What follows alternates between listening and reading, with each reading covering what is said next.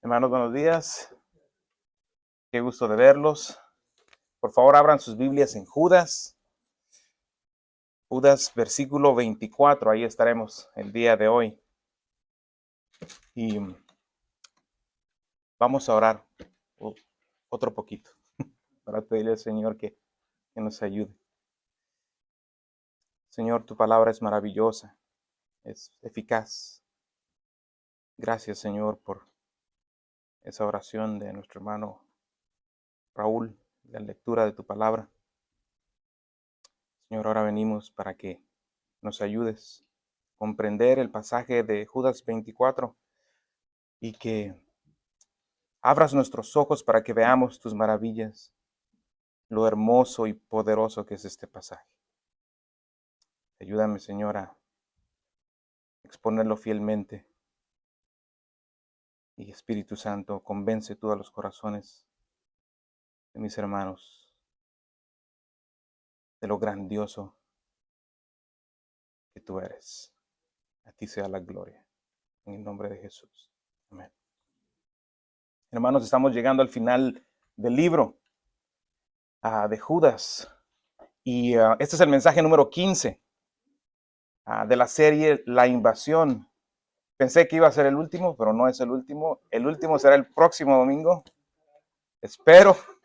No sé qué está pasando con este de Judas, pero a cada rato salen unos nuevos y más sermones.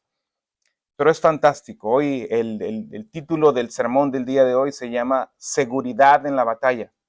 Seguridad en la batalla. Y si somos honestos, este libro está lleno de malas noticias, noticias adversas para la iglesia de Dios.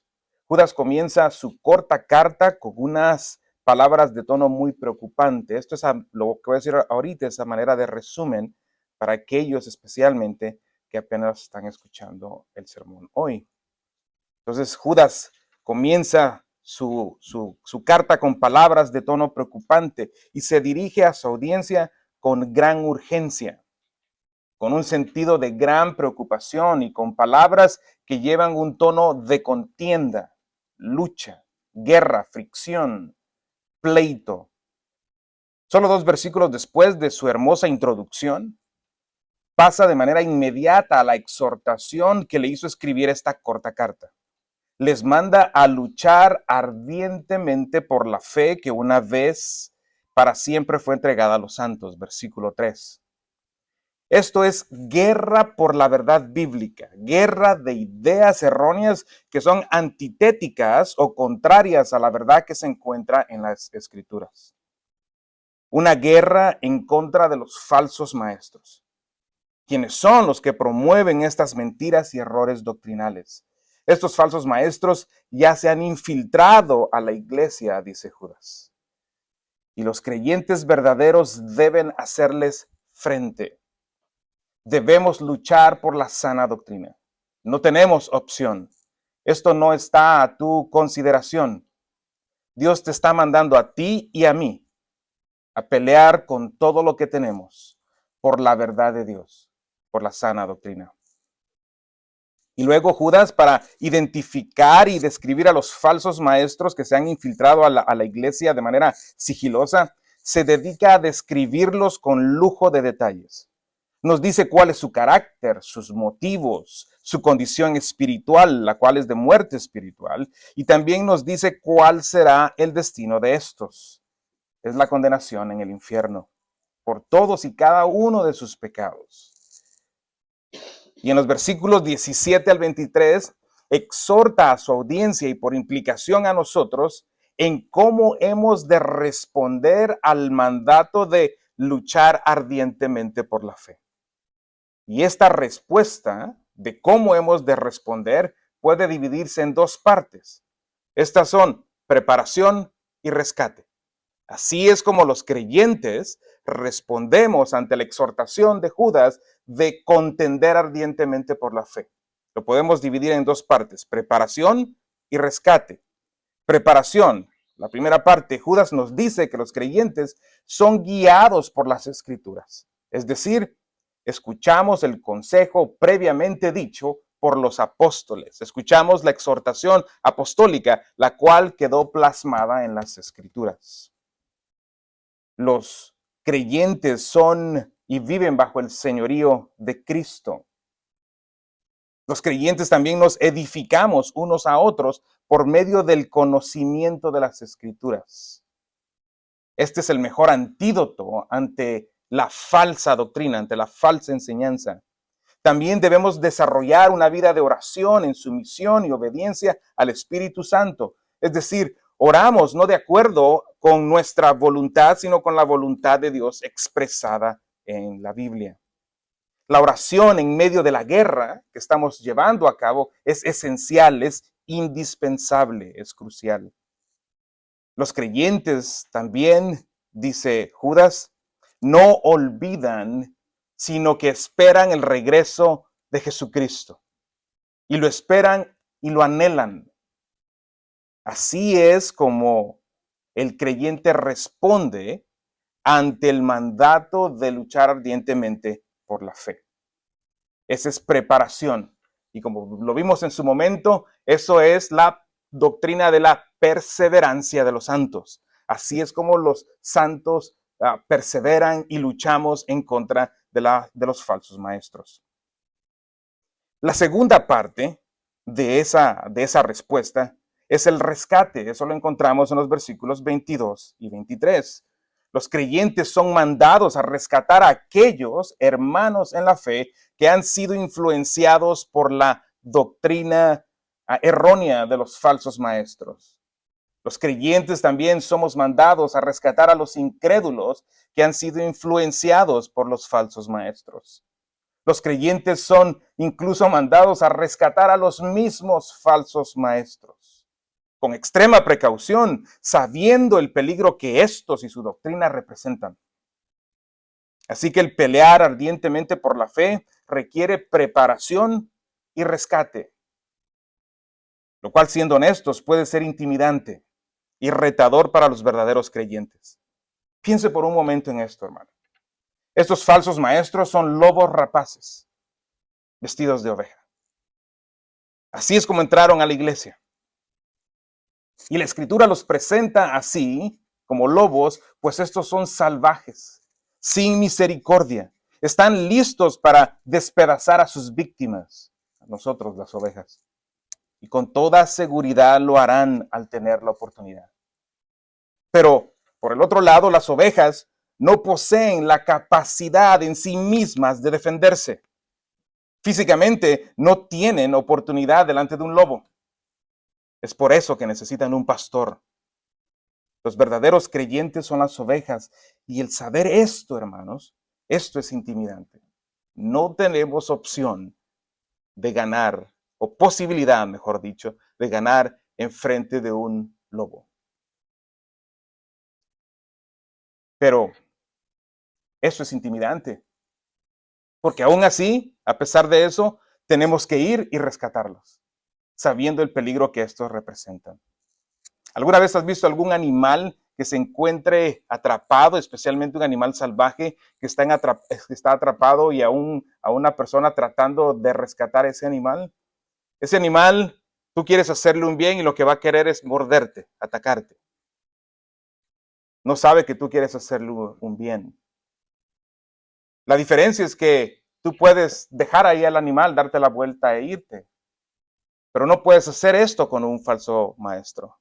Estás mandado a tratar de rescatarlo, a tratar de mostrarle su error doctrinal, sabiendo que puedes salir herido, sabiendo que puedes salir lastimado de alguna manera. Recordamos lo que nos dijo Judas en el versículo 23, que nos acerquemos a ellos con cautela. Esto es intimidante. Es por eso que las ovejas tenemos un pastor. Él es el pastor de pastores, quien nos cuida, nos protege ante las artimañas de los falsos maestros. Él tiene la habilidad de preservar a los suyos. Él tiene la habilidad de preservar a los suyos. Este es Dios. Y esto es exactamente lo que estaremos estudiando el día de hoy.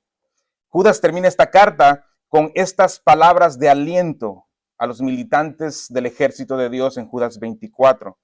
Puedes leerlo conmigo. Dice, y aquel que es poderoso para guardarlos a ustedes sin caída, para presentarlos sin mancha en presencia de su gloria con gran alegría. Mi bosquejo es el siguiente. Punto número 1, el poder de Dios. El poder de Dios. Punto número 2, el cuidado de Dios. Punto número 3, en la presencia de Dios. Y punto número 4, el gozo de Dios. Veamos rápidamente el punto número 1, el poder de Dios. Judas 24 dice, y aquel que es poderoso para guardarlos. Me voy a enfocar en ese verbo poderoso. Ahí es donde nos vamos a enfocar en este punto. Estas palabras, como ya mencioné, son alentadoras para los creyentes, porque tenemos un gran reto delante de nosotros. Y ese reto es luchar por la verdad. En el versículo 24 comienza con esta conjunción que es la y. Si usted lo ve ahí conmigo, véalo ahí conmigo en el versículo 24. Ahí dice, y aquel. Esta conjunción y del griego de es muy importante, es un marcador de relación, es decir, que no se puede desconectar de los versículos anteriores. Y esto es importante porque es decir, que Judas continúa con el argumento que viene diciendo. Está conectado con lo que ha dicho. Esta partícula se puede traducir también como ahora. Así es como la traduce la LSB, que es la traducción en inglés. Esta dice, ahora aquel que es poderoso. Esta traducción establece no solo la continuación del argumento, sino también la implicación de un contraste. Yo prefiero traducirla como ahora en vez de y. Lo más probable es que aparece como y en su traducción. Es como si Judas estuviera diciendo esto. Ya te dije que debes perseverar y debes de rescatar a aquellos que han sido influenciados por los falsos maestros, lo cual será peligroso. Ahora tienes que saber que Dios es poderoso. Esa transición ahora tiene más lógica porque está estableciendo la conexión, pero está estableciendo un contraste. El punto es el contraste, es que hay peligro en lo mandado por Judas. Lo que Judas le ha mandado a su audiencia y por implicación a nosotros es peligroso. Es peligroso. Pero hay seguridad en Dios. Esa es la diferencia. Ese es el contraste. Hay peligro en lo que Judas nos ha mandado, pero hay seguridad. Ahora debes de saber que Dios es poderoso. Y eso es reconfortante. Eso es reconfortante. Dios es poderoso, pues es capaz. El argumento de Judas es que Dios es poderoso y esta palabra, la palabra poderoso, en griego, duname, tiene el sentido de ser capaz, de tener la habilidad de hacer algo, de tener la capacidad de cumplir algo con lo que uno se ha comprometido. Déjenme le muestro algunos ejemplos. Romanos 15:14 dice, en cuanto a ustedes, hermanos, les voy a dar ejemplos de cómo se usa esa palabra poder, duname. Romanos 15:14, en cuanto a ustedes, hermanos míos, yo mismo estoy también convencido de que ustedes están llenos de bondad, llenos de conocimiento y capaces también de amonestarse los unos a los otros. El apóstol Pablo aquí le está diciendo a los creyentes de Roma que deben perseverar en la fe y que ellos son capaces, duname es la misma palabra, pero aquí se traduce capaces para proveer la instrucción bíblica a otros creyentes, pues están llenos del conocimiento de Dios. Esta misma palabra, duname, aquí en vez de traducirse como poderoso, se tradujo como capaces, porque tiene este sentido. El hecho es, hermanos, que de hecho estamos nosotros como iglesia, nos basamos en este pasaje para argumentar, en el pasaje que le acabo de leer de Romanos 15, para argumentar que los creyentes son capaces de darse consejería uno a otro y no es solo un trabajo de los pastores, porque según Pablo, cada creyente es capaz de hacer eso. ¿Ok? Tiene esa capacidad de hacerlo. Eso es solo un ejemplo. Romanos 14:4 dice, ¿quién eres tú para juzgar al criado de otro? Para su propio amo está en pie o cae. En pie se mantendrá, porque poderoso, dúname, es la misma palabra, es el Señor para sostenerlo. Pero aquí se tradujo poderoso. Y se tradujo poderoso porque se está refiriendo a Dios. En el ejemplo anterior se tradujo como capaz porque se está refiriendo al hombre. Pero aquí es la misma palabra en griego, pero se traduce como poderoso y está bien traducida. Porque es Él, escuche el lenguaje. Él es poderoso, o sea, el Señor para sostenerlo en pie. Él es capaz, hermano. Y este es mi enfoque ahorita. Quiero que usted entienda que lo que Judas le ha mandado a su audiencia y por implicación a usted y a mí es peligroso. Es peligroso. Pero Dios es poderoso. Y usted debe de entender eso. Y ese es mi argumento en este momento. Mi argumento es que usted entienda que usted no está solo, que usted no ha sido abandonado por Dios, que Dios le está dando ciertamente una orden, pero no lo ha dejado a la deriva. Dios está con usted porque Él es poderoso.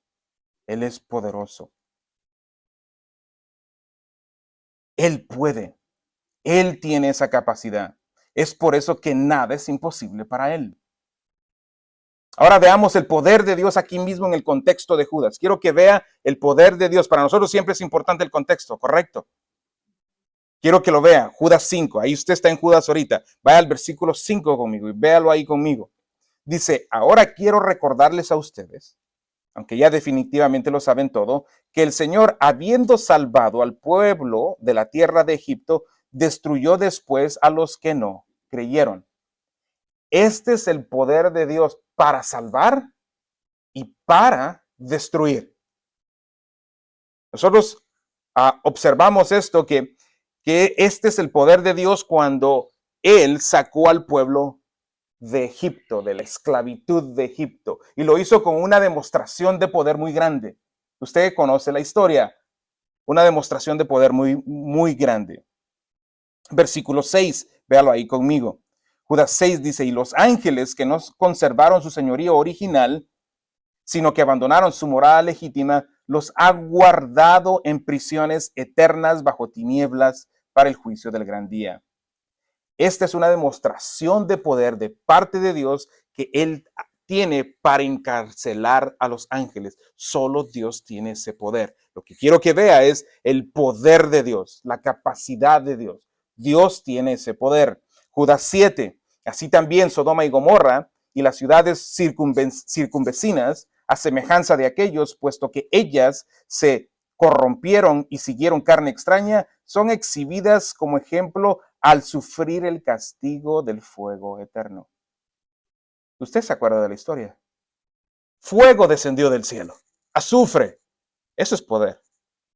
Eso es poder. Dios tiene ese poder. Judas 9. Pero cuando el arcángel Miguel luchaba contra el diablo y discutía acerca del cuerpo de Moisés, no se atrevió a proferir juicio de maldición contra él, sino dijo, el Señor te reprenda. Porque Dios tiene el poder de reprender. Ni siquiera el arcángel Miguel, que es un ser creado por Dios poderosísimo, no tuvo el poder de hacerlo, sino Dios. Lo que quiero que vea es el poder de Dios. Hermanos, estamos aquí ante la doctrina de la omnipotencia de Dios. Este es uno de sus atributos incomunicables. Es decir, esta omnipotencia le pertenece solo a Él.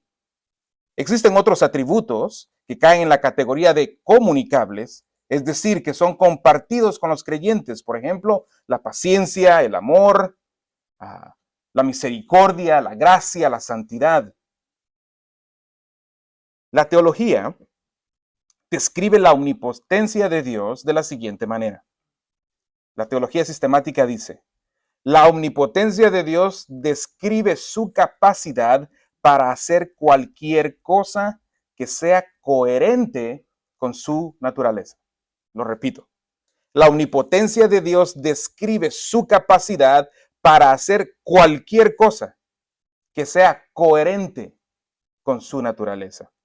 Es decir, a pesar de que Dios es poderoso, no puede hacer algo que vaya en contra de su carácter o su voluntad revelada en las Escrituras. Por ejemplo, no puede mentir. Números 23:19 dice: Dios no es hombre para que mienta, ni hijo de hombre para que se arrepienta. ¿Lo ha dicho él y no lo hará? Es pregunta. Es una pregunta retórica. ¿Lo ha dicho él y no lo hará? ¿Habló y no lo cumplirá?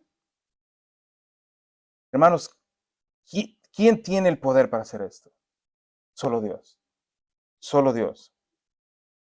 Hay algunas evidencias del poder de Dios.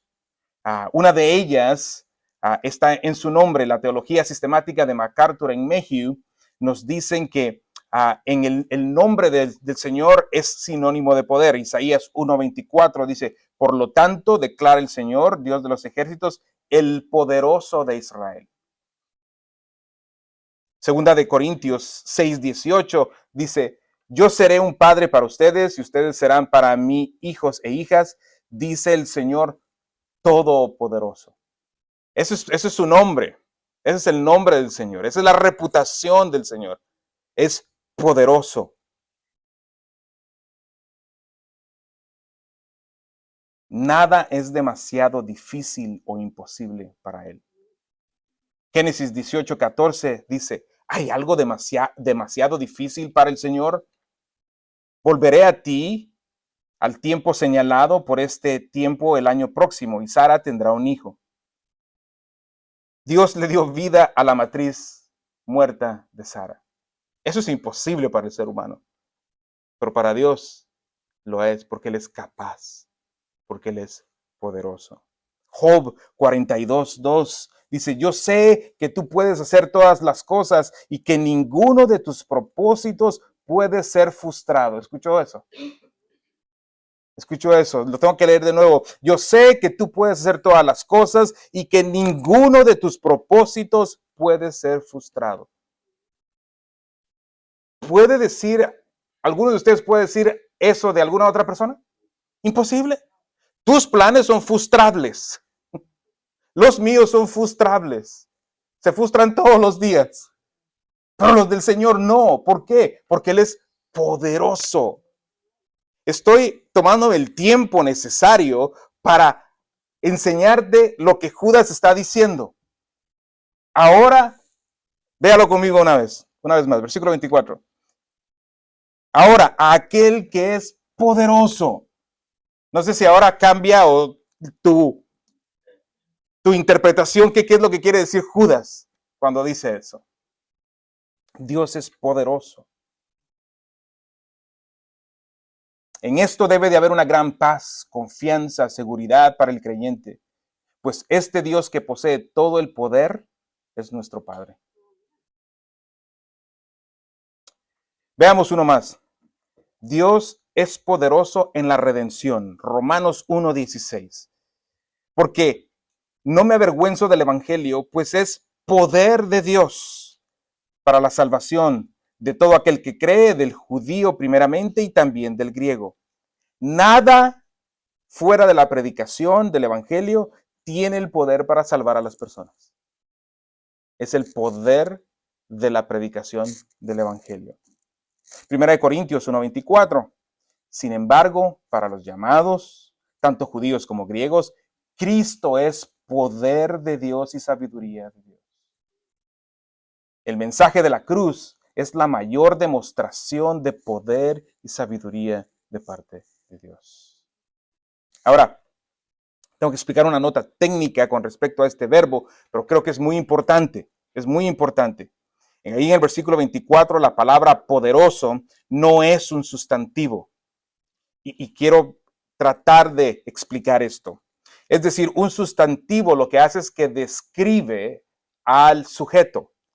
Este no es un sustantivo. La palabra, puede verla ahí conmigo en el versículo 24, donde dice es poderoso. Eso no es un sustantivo. Eso es un verbo. Esto es un verbo. Y un verbo es aquello que expresa una acción o un estado de ser.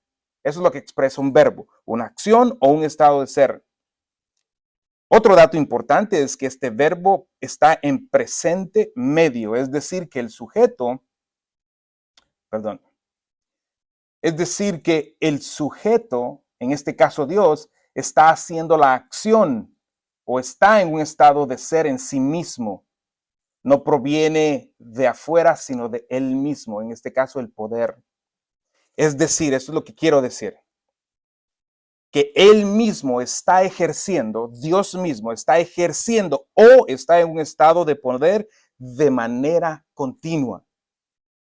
Dios mismo está ejerciendo poder en sí mismo o está en un estado de ser, y este estado de ser es de poder de manera continua con un propósito. Hermanos, esto es maravilloso. En este pasaje las escrituras nos están diciendo esto, que Él es poderoso en sí mismo y esto de manera continua. Es como si Él nos estuviera diciendo, estoy ejerciendo mi poder sin cesar con el propósito de protegerte, con el propósito de preservarte. Hermanos, eso debería de cambiar nuestra manera de ver a Dios. Dios es poderoso. Y es poderoso, como quiere el argumento de este pasaje, para preservarnos. Para preservarnos. Esta es la doctrina de la preservación de Dios. Judas ha tocado estas doctrinas antes en este mismo libro. Dios tiene la capacidad intrínseca para llevar a cabo lo que ha prometido. Y esto me lleva al siguiente punto, punto número 2, el cuidado de Dios, el cuidado de Dios. Este cuidado de Dios tiene dos componentes. Uno, una acción de parte de Dios, que es la de protección y cuidado, y la segunda, un calificativo, sin caída. Puede verlo ahí conmigo, Judas 24.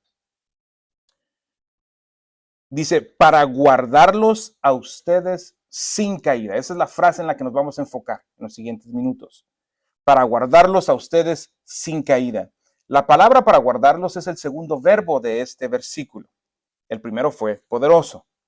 Este verbo, filazo, en griego, tiene la idea de custodiar estrechamente a alguien, cuidar de cerca, ya sea para proveer protección o para proveer vigilancia, dependiendo del contexto. Por ejemplo, en Lucas 2:8, dice, en la misma región habían pastores que estaban en el campo cuidando, ese es filazo, sus rebaños durante la vigilia de la noche. En este caso, los pastores están proveyendo la protección a sus ovejas. Aquí hay otro ejemplo, en Hechos 12:4, dice, habiéndolo arrestado, lo puso en la cárcel, entregándolo a 4 grupos de soldados para que lo custodiaran. Esta es la misma palabra, custodiar, filazo, con la intención de llevarlo ante el pueblo después de la Pascua. En este caso, el rey Herodes había mandado arrestar a Pedro y lo estaba custodiando, le estaba dando protección, sino para que no se escapara él. ¿Cuál es el punto? El contexto del versículo 24, filazo, está bien traducido cuando dice guardados, pues expresa lo que Dios está haciendo. Esto es, cuidando, protegiendo, preservando, vigilando cuidadosamente que los suyos estén protegidos ante el inminente peligro que son los falsos maestros. Ya nos dimos cuenta que Dios tiene el poder y que nos cuida sigilosamente, que nos cuida con cuidado, nos está vigilando en el buen sentido de la palabra. Dios nos cuida. Juan 10:29, esto no es nuevo, la escritura habla ampliamente al respecto. Dios protege a sus escogidos. Dios protege a los suyos. Juan 10:29 dice, mi Padre que me las dio es mayor que todos y nadie las puede arrebatar de la mano del Padre. Yo y el Padre somos uno. Nadie tiene la capacidad de arrancar de la mano de Dios a los creyentes, porque Él los protege. Hermano, la salvación no se puede perder. El argumento es demasiado fuerte como para pensar que la salvación puede perderse. Aquellos que piensan de esa manera es porque no han con diligencia estudiado la palabra de Dios. Pero el argumento es claro, es fuerte, es lo que Dios hace a favor de los suyos. Hermanos, y esto debería de darnos ese ánimo para poder cumplir el mandato que Judas nos ha querido decir. Si usted en todos estos 15 mensajes puede recordar algo, recuerde esto: luche ardientemente por la fe. Ardientemente, confiando y sabiendo que Dios es poderoso para cuidarlo a usted. Eso debería darnos confianza. Eso debería de darnos confianza. Componente número 2. El componente número 2 de este punto, sin caída. Este adjetivo describe a Dios protegiendo a los creyentes, y esto es de tropezar o de caer. Nos guarda sin tropiezo. Dios no permitirá que nuestro pie tropiece y nos haga caer. Esto no sucederá, pues quien nos vigila es Dios. No existe la posibilidad de que esto ocurra. No existe la posibilidad de que nuestro pie tropiece. Dios está diciendo que Él, con su poder, nos va a guardar para que no caigamos sin caída. Hermanos, eso es reconfortante.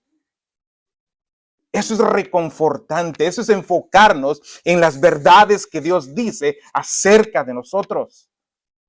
El enfocarnos en esto nos hace enfrentar nuestras tribulaciones cotidianas de una manera diferente. Porque Dios, quien no puede mentir, como lo acabo de leer hace un momento, dice que tu pie no tropezará. Hermanos, eso es maravilloso.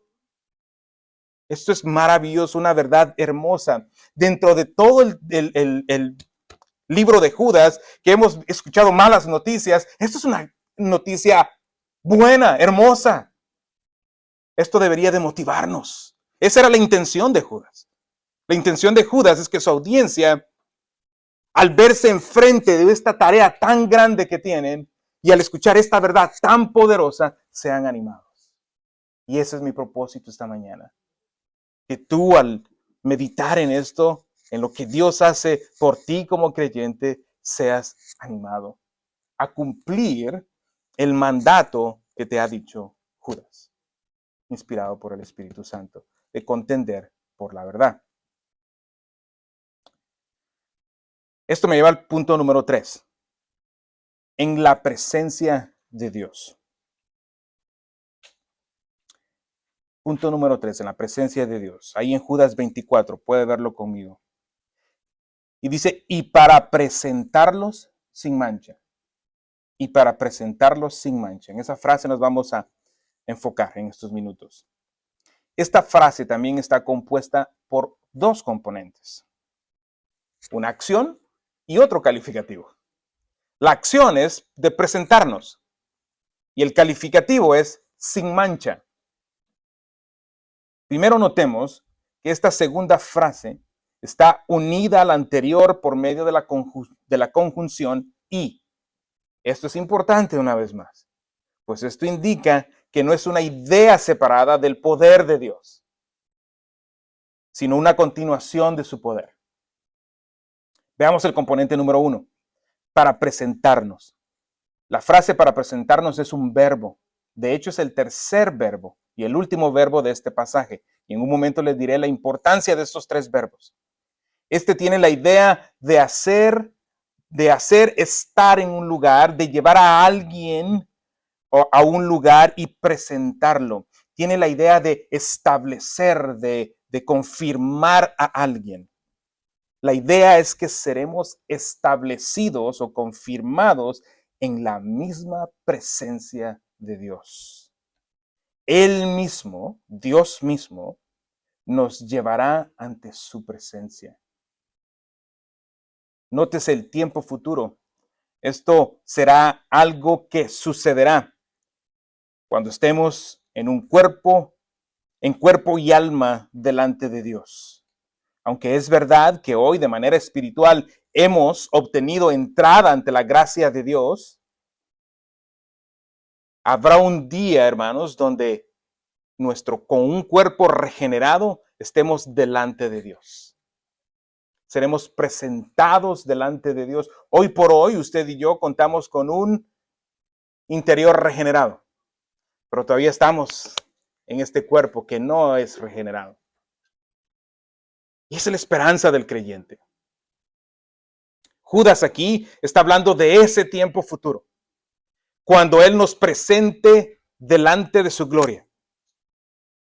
Tú y yo no podemos estar delante de la gloria de Dios hoy por hoy. Caeríamos como muertos. Caeríamos como muertos. Pero en ese entonces, en ese tiempo, sí podremos, porque tendremos un cuerpo glorificado. Un cuerpo glorificado. Romanos 5, del 1 al 4 dice, por tanto, habiendo sido justificados por la fe, tenemos paz para con Dios por medio de nuestro Señor Jesucristo, por medio de quien también hemos obtenido entrada por la fe a esta gracia en la cual estamos firmes. Y nos gloriamos en la esperanza de la gloria de Dios.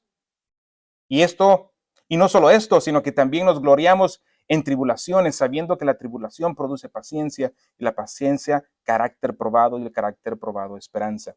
El punto aquí es que hemos tenido entrada por la fe en la gracia de Dios. Eso es nuestro estado actual.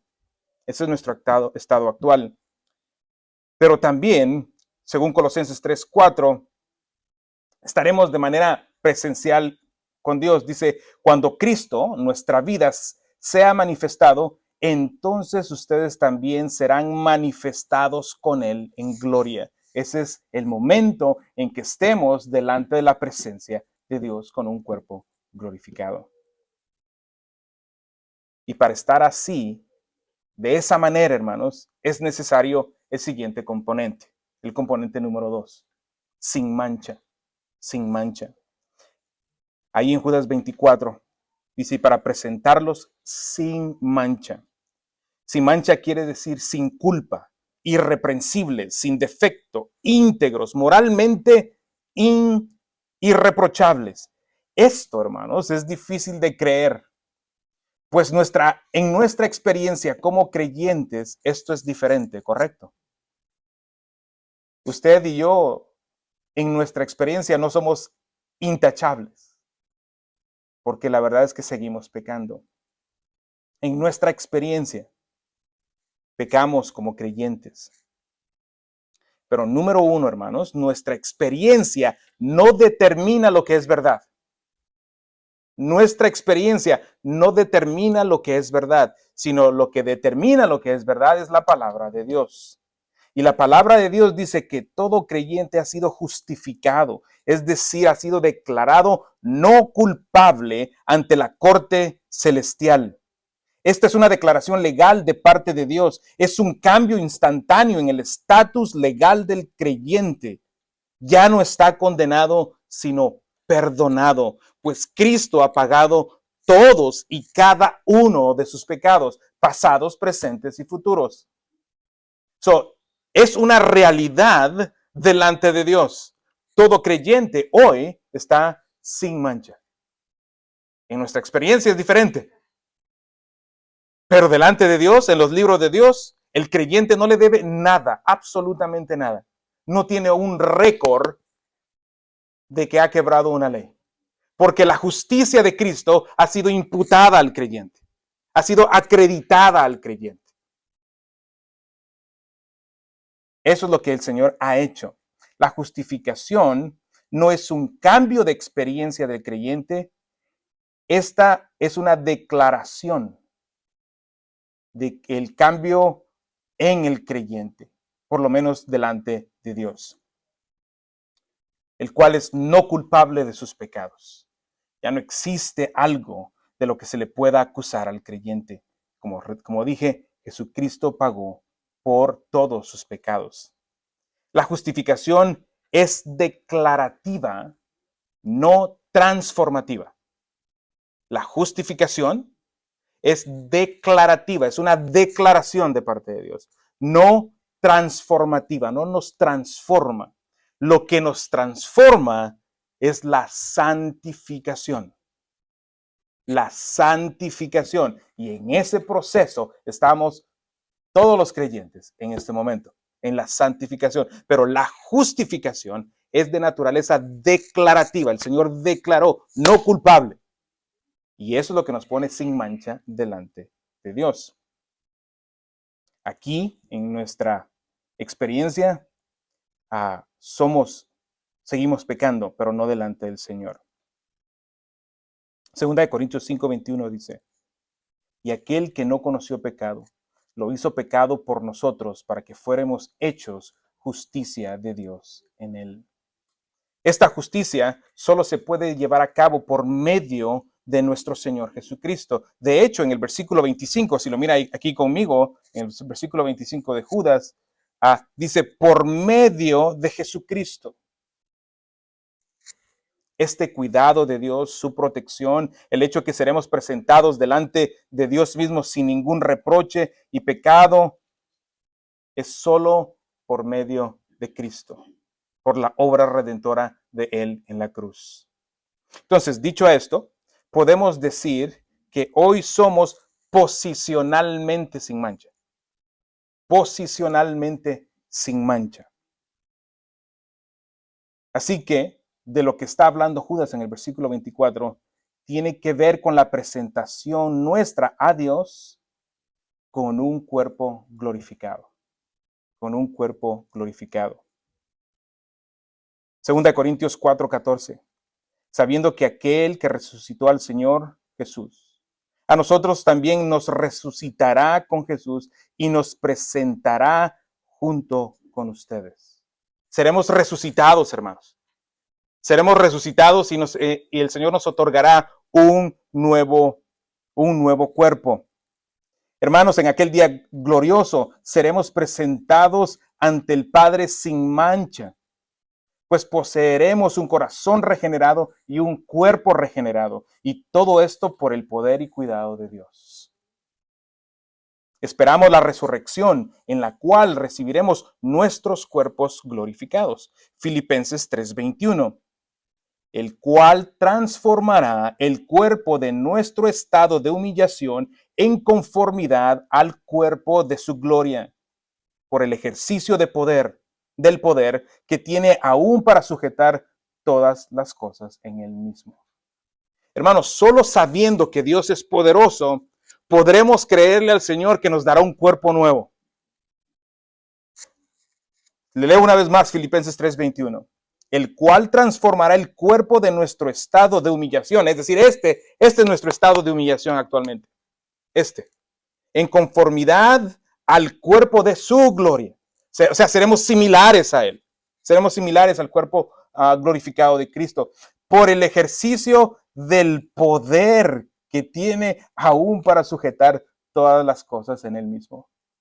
Es por el poder de Dios. Si nuestro Dios no es poderoso como dice serlo, estamos perdidos. ¿Quién puede resucitar un cuerpo? Solo Dios. O sea que si nuestro Dios no es poderoso como dice serlo, estamos perdidos. Pero la verdad es que Él es poderoso. Esa es la verdad. Y es en ese poder que descansamos los creyentes. Los creyentes descansamos en esa verdad. El punto es que Judas le informa a su audiencia que el poder de Dios les cuidará y preservará de cualquier caída espiritual que los lleve a la apostasía, que es Dios mismo ejerciendo su poder a favor de los creyentes para preservarlos irreprochables delante de la presencia de Dios. Hermanos, esto fue muy alentador para la audiencia de Judas y también debe de serlo para nosotros. pues también aplica para nosotros como creyentes hoy. ¿Y cuál será nuestra reacción? ¿Cómo vamos a reaccionar en ese entonces? Punto número 4. Punto número 4. El gozo de Dios. Ese es el último punto. A este punto en el sermón ya he mencionado que seremos presentados delante de Dios, pero para ser más exactos, el texto dice así, véalo conmigo. Judas 24. Y en presencia de su gloria. En presencia de su gloria con gran alegría. Esta frase también tiene dos componentes. De hecho, son dos frases preposicionales. La primera es en presencia de su gloria y la segunda es con gran alegría. Componente número 1, en presencia de su gloria. Aquí Judas utiliza esta frase preposicional que marca una posición. Eso es lo que marca una posición y la posición es en presencia de. Esta posición es justo delante, justo enfrente de la gloria de Dios. Dios nos va a poner justo delante de su misma presencia. Eso es lo que quiere decir el texto. Esto puede ser aterrador para los seres humanos. De hecho, debería de serlo. Pues Dios es santo, santo, santo. Y cada vez que un humano, incluso un creyente, ha presenciado un poco de la gloria de Dios, ha caído como muerto. Este fue el caso de Isaías. Ustedes lo recuerdan. Isaías 6:5 dice, entonces dije, ay de mí, porque perdido estoy, pues soy hombre de labios inmundos y en medio de un pueblo de labios inmundos habito, porque mis ojos han visto al Rey, el Señor de los ejércitos. También Ezequiel 1:28, dice, como el aspecto del arco iris que aparece en las nubes en un día lluvioso, así era el aspecto del resplandor en derredor. Tal era el aspecto de la semejanza de la gloria del Señor. Cuando lo vi, caí rostro en tierra y oí una voz que hablaba. También el apóstol Juan, Apocalipsis 1:17, cuando lo vi, caí como muerto a sus pies. Y él puso su mano derecha sobre mí diciendo, no temas, yo soy el primero y el último. La gloria de Dios, hermanos, es la imagen de la trascendencia divina que se hace visible a los hombres. Combina asombro y terror y simultáneamente invita al acercamiento y al distanciamiento. Cuando Moisés se encontraba o se encuentra con la gloria de Dios en el monte Sinaí, la manifestación visible es una nube que cubre la montaña y un resplandor como un fuego devorador. Éxodo 24, 16 a 17, si usted lo quiere buscar después. Cuando Moisés pide ver la gloria de Dios, es tan intensa que Dios tiene que protegerle de todo el efecto de su gloria. Éxodo 33, 18 al 23. Hermanos, en nuestro estado actual, nosotros no seríamos diferentes, caeríamos como muertos. Así que la única razón por la que podremos estar delante de la gloria del Señor será por ese cuerpo glorificado que tendremos. Estaremos sin mancha delante de Él, como ya mencioné. Componente número 2, con alegría, con alegría. Lo que estamos por experimentar no tiene precedente. Nunca, escucha esto, nunca nadie ha experimentado el gran gozo que los creyentes experimentaremos cuando estemos por siempre en su presencia. Judas 24 dice, con gran alegría.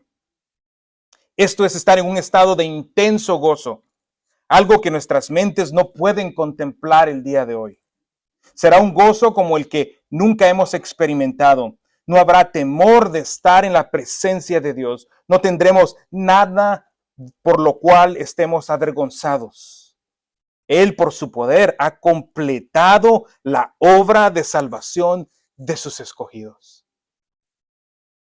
El salmista lo dice de esta manera. Salmo 21:6.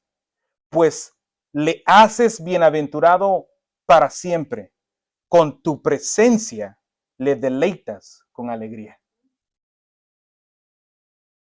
Incluso, hermanos, Las aflicciones y tribulaciones nos preparan para disfrutar de esa gloria venidera. Primera de Pedro 4:13. Antes bien, en la medida en que comparten los padecimientos de Cristo, regocíjense para que también en la revelación de su gloria, es el mismo evento al que Judas está hablando, se regocijen con gran alegría. Segunda de Corintios 4:17, pues esta aflicción leve y pasajera nos produce un eterno peso de gloria que sobrepasa toda comprensión, toda comparación, perdón. Es que, hermanos, cuando sopesamos nuestra actual situación difícil en comparación a la gloria venidera, no tiene comparación. No tiene comparación. Cuando sabemos que Dios mismo ha prometido y sabemos del poder que Él tiene para cuidarnos, para protegernos de no caer en la apostasía, cuando sabemos que Él por su poder nos va a presentar delante de Dios sin mancha. Hermanos, cuando sopesamos eso enfrente de nuestra situación trivial, tribulación, enfermedad, problemas, etcétera, no tiene comparación. Es por eso que tenemos que conocer la palabra de Dios. Porque en este mundo ciertamente tendremos tribulaciones. Eso es un hecho. Pero es cuando comparamos. La palabra dice que sobrepasa toda comparación. Hermanos, ¿saben qué es lo que está sucediendo aquí? Adán y Eva gozaron de la presencia de Dios, pero a causa del pecado perdieron ese privilegio. Génesis 3:23. Jehová promete recuperar a su creación y promete un redentor. Génesis 3:15. La humanidad descendiente de Adán y Eva no gozaron de esa presencia gloriosa a causa del pecado. Jehová escoge a un hombre, Abraham, del cual haría una gran nación en la cual él moraría entre ellos. Y así lo hizo. Moró en la tienda del tabernáculo y luego en el templo construido por Salomón. Pero a causa del pecado de Israel, su pueblo, en Ezequiel vemos que la presencia gloriosa de Jehová se va del pueblo. Y esto fue algo muy triste y doloroso para el pueblo de Dios. Y ahora, al fin, a través de la obra perfecta de Jesucristo, Dios recuperó a su creación y ahora su pueblo tiene una vez más comunión con Él. Y esta vez es para siempre, pues no depende del hombre, sino depende del poder de Dios. La comunión perdida por Adán fue recuperada por el segundo Adán, nuestro Señor Jesucristo. Judas 24 cuando dice, y aquel que es poderoso para guardarlos a ustedes sin caída y presentarlos sin mancha en presencia de su gloria con gran alegría. Es la culminación, hermanos, de lo que Jesucristo logró. Una vez más, Dios, que es santo, santo, santo, tiene comunión con su creación y esta vez es para siempre.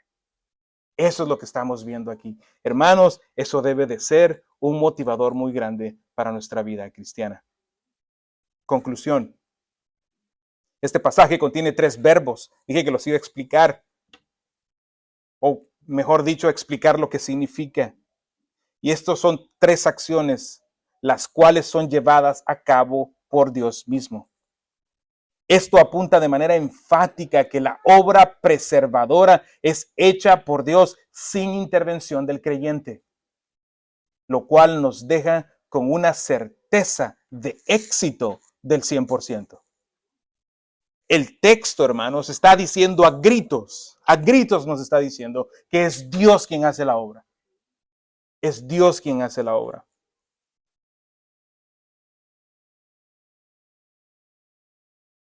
Vamos a la aplicación. Aplicación siempre es cómo cumplo el mandato de Dios, cómo obedezco lo que acabo de escuchar. Sin un sermón, sin aplicación, solo obtuvimos información. Tiene que haber una aplicación. Yo tengo que decirte, ayudarte a cómo tienes tú que obedecer esta escritura que acabas de escuchar. Y lo que escuchamos hoy es un motivador para cumplir con la exhortación dentro del contexto, que es lo primordial, a luchar ardientemente por la fe. Recuerda lo aprendido hoy y en base a eso, lucha por la fe. Lucha por la verdad divina, lucha por las escrituras, pues solo esta puede librar al hombre de su pecado. Jesús lo dijo en Juan 17:17. Santifícalos en tu verdad, tu palabra es verdad. Recuerda también esta verdad cuando las preocupaciones de la vida te azoten, las aflicciones de la vida, la enfermedad, la falta de recursos, la adversidad, las calamidades. Nada de esto se compara con la gloria venidera. Al contrario, estas aflicciones producen un gran peso de gloria. Hermanos, casi terminamos Judas. El próximo domingo, primero Dios, terminamos con el versículo 25. Pero quiero llamar a aquellos dentro de nosotros, aquellos que no verán la gloria de Dios, sino verán la ira de Dios. Quiero llamar a aquellos dentro de nosotros que saben que no son creyentes, que no han confiado en Cristo, que no se han arrepentido de sus pecados, que no han creído en el Evangelio, que Cristo sigue siendo algo opcional, que Cristo sigue siendo algo de domingo, que Cristo sigue siendo algo de religión.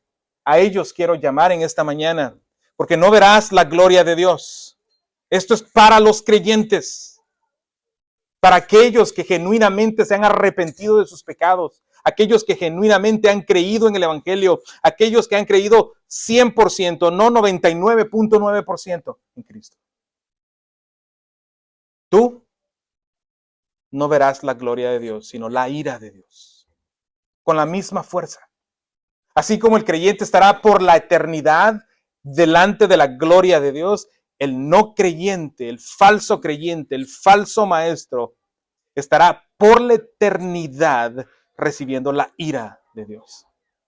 A ti quiero dirigirme en esta mañana y exhortarte, amigo, amiga, exhortarte, persuadirte que te arrepientas. Porque si mueres hoy, vas directamente al infierno. Y solo si te arrepientes hoy de tus pecados y confías en Cristo, por la eternidad podrás gozar de esa gloria.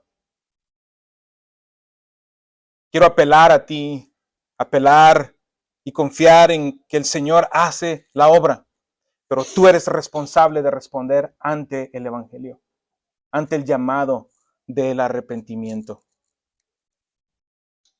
Oremos, hermanos. Señor, eres maravilloso, glorioso, bueno, poderoso. Señor, esto debería de transformar nuestras vidas como creyentes. Esta verdad debería de impulsarnos a vivir para tu gloria sin importar las tribulaciones que enfrentamos. Esto nos debería de impulsar, Señor, a persuadir a aquellos que han sido influenciados por la falsa enseñanza de los falsos maestros, sabiendo que tú tendrás cuidado de nosotros. Y aún así nos quitaran la vida, tú tendrás cuidado de nosotros, porque nos presentarás delante de tu presencia sin mancha. No seremos conmovidos por la mentira y el engaño, mucho menos por las tribulaciones de la vida. Señor, ayúdanos a crecer por medio de esta palabra. Y ayúdanos, Señor, a darte la gloria todos los días de nuestras vidas. Lo pedimos en el nombre de Jesús. Amén.